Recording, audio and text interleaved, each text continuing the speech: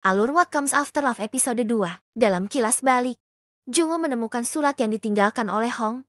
Hong menulis, "Itu tidak pernah ada antara kita, cinta yang tidak pernah berubah."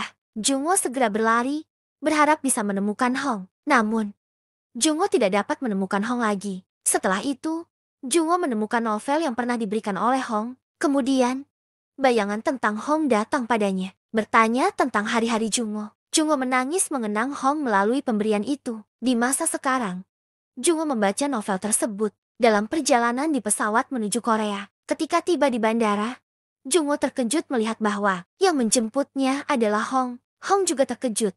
Namun ia segera menahan diri. Ia mencoba bersikap biasa dan berpura-pura tidak pernah mengenal Jungo. Jungo sesekali memperhatikan Hong. Kilas balik memperlihatkan Hong dan Jungo saat mereka berolahraga bersama. Jungo pernah mengatakan bahwa cinta yang tidak pernah berubah itu ada di suatu tempat. Namun, setelah bertemu Hong, ia merasa tempat itu adalah Hong. Mereka pun mulai menjalin hubungan. Di masa sekarang, Jungo yang lebih dulu memulai percakapan dan membahas masa lalu. Hong berkata bahwa jika ia tahu penulis itu adalah Jungo, ia tidak akan datang.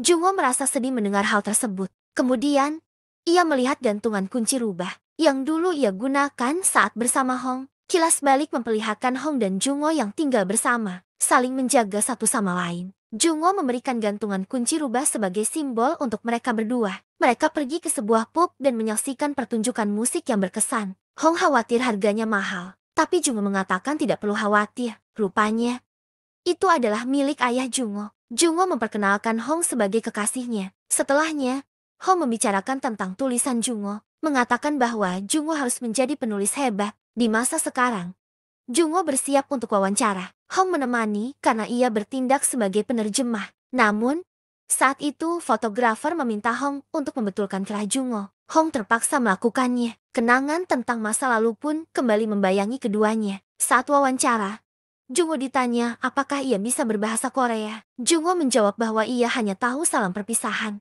ketika akan pergi dan ketika orang lain pergi. Orang Jepang tidak punya ungkapan perpisahan yang khusus. Saat berpisah dengan seseorang, ia merasakan perhatian yang mendalam untuk orang itu. Orang yang mengajarinya adalah inspirasi dari novelnya. Namun, Hong hanya menerjemahkan bagian penting saja. Pewawancara kemudian menanyakan tentang orang yang menjadi inspirasi Jungo. Hong terlihat tidak nyaman dan mengalihkan topik. Jungo kemudian membicarakan latar tempat dalam novelnya, yaitu Kyoto. Kyoto adalah tempat yang pernah ia dan Hong kunjungi bersama. Di sana, Hong bertemu dengan teman ayahnya, Shizuko. Rupanya, Shizuko adalah cinta pertama ayahnya.